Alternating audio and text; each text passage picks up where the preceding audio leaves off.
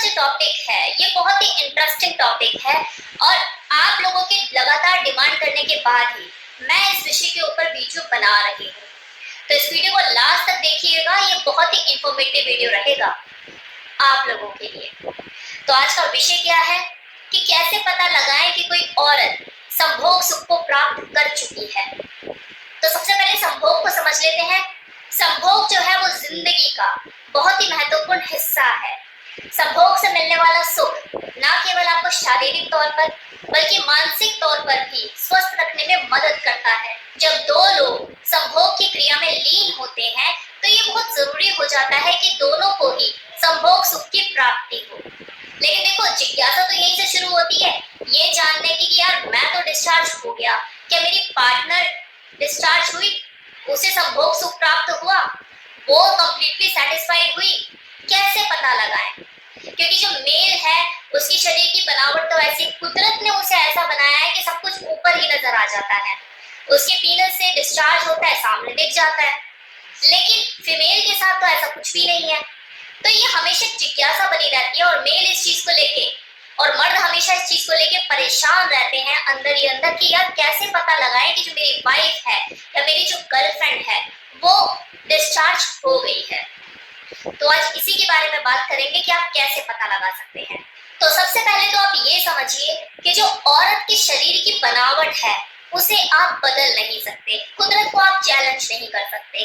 तो जो उसे भगवान ने दिया है वो दिया है। लेकिन मैं आपको इस वीडियो में कुछ ऐसे पॉइंट्स बताऊंगी जिससे आप ये अंदाजा लगा पाएंगे कि हाँ, आपकी वाइफ या आपकी गर्लफ्रेंड डिस्चार्ज हो चुकी है। और मैं लिख कर दे रही हूँ, ये आपको कोई नहीं बताने वाला है कि किसी किताब में आपको नहीं मिलेगा।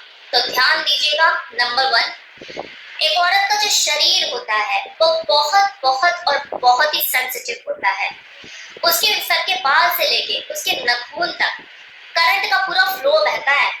तो जब आप उसके शरीर के साथ लिपटना चिपटना शुरू करते हैं, उसके अंगों के साथ छेड़खानी करना शुरू करते हैं, तो सोचो उसकी बॉडी के अंदर कितनी सेंसिटिविटी होती होगी।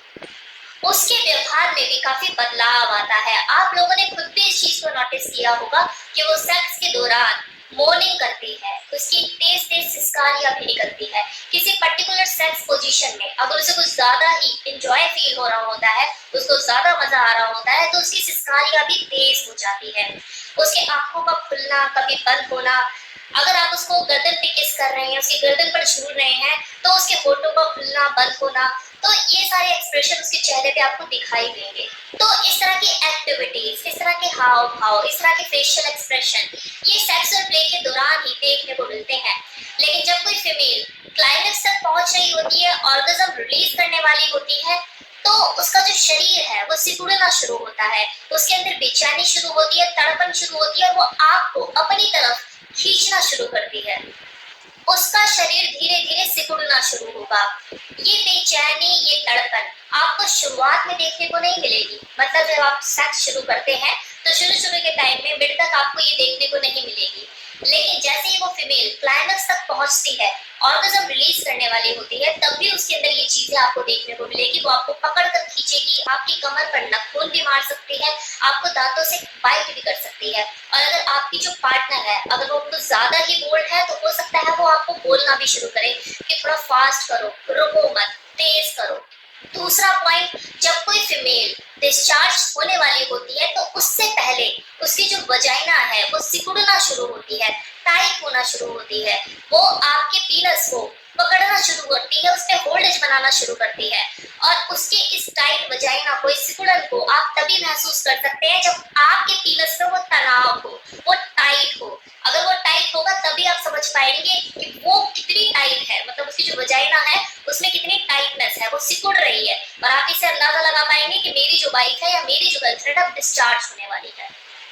क्लाइमेक्स पर पहुंचने के बाद, आई मीन डिस्चार्ज से कुछ मिनट पहले, उस फीमेल को आपके हर टच का अनुभव कुछ ज्यादा ही होगा। मतलब आप कुछ भी उसके साथ करोगे उसको कुछ ज्यादा ही प्लेजर फील होगा, वो कुछ ज्यादा ही फील करेगी। कुछ फीमेल ऑर्गेज्म के टाइम पर हो सकता है स्मूच करने के लिए बोले, और हो सकता है अगर वो ज्यादा शाई है तो ना भी बोले। ये आपको खुद समझने की जरूरत है। वो उसकी जो बॉडी है उसको तड़प रही होती है, तिलमिला रही होती है, बेचैन होती है।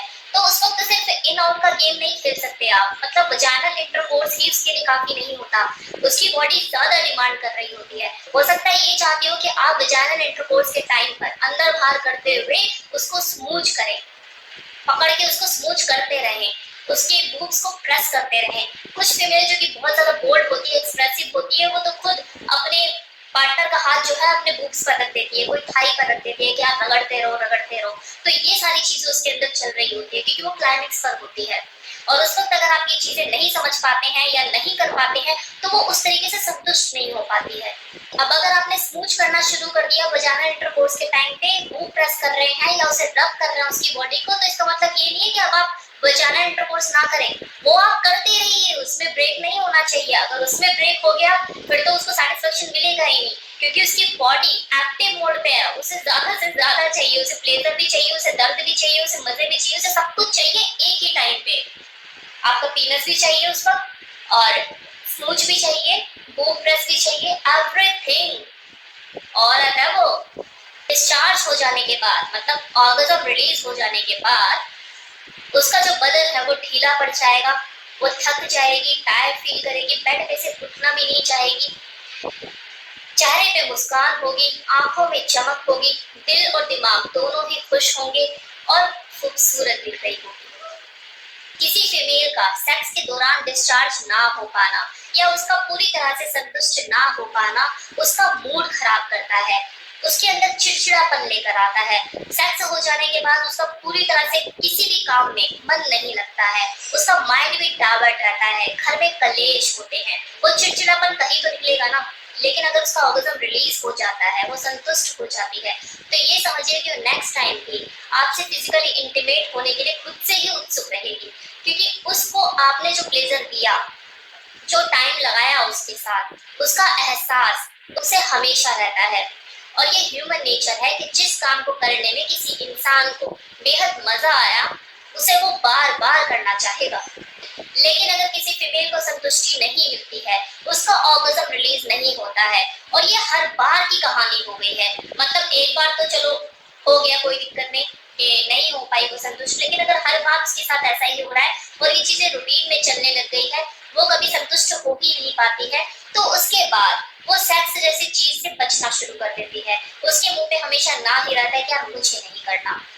क्यों? क्योंकि बोल वो पाती नहीं है कि कहीं ऐसा ना हो कि जो मेरा हस्बैंड मुझे ही गलत ना समझने लग जाए। और होता भी है कुछ केसेस में, जिनके हस्बैंड जो होते हैं नैरो माइंडेड होते हैं।